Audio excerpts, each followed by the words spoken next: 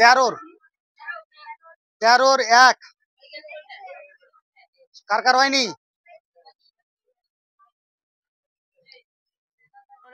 13 1 থেকে শুরু করছি।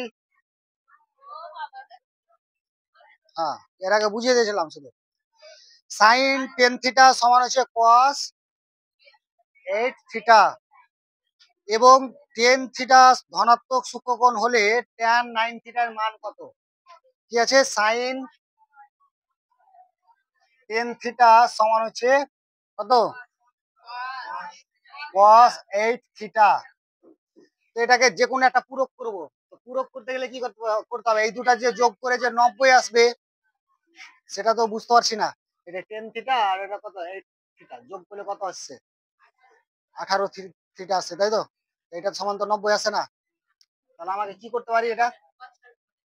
এটাকে পূরক করতে যদি যাই তাহলে সাইন 10 থিটা সমান হচ্ছে এখানে করতে পারি সাইন 90 মাইনাস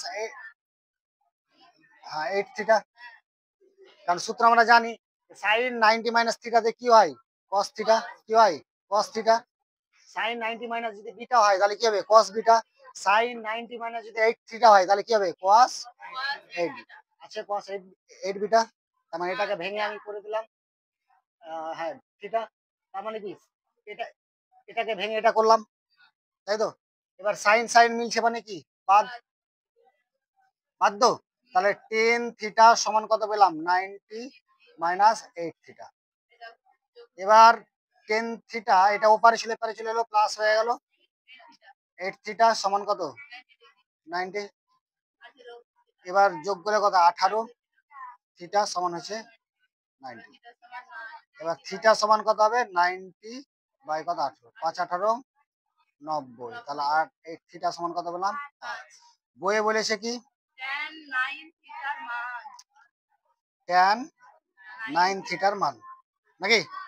তাহলে tan 9 ইন্টু থিটার মান 5। তাহলে tan 45 ডিগ্রি মান কত? শেষ। তাহলে tan থিটার মান কত পেলাম? 1। ক্লিয়ার? নোট কি বুঝা গেছে না জানি? বুঝা গেছে? তাড়াতাড়ি নোট।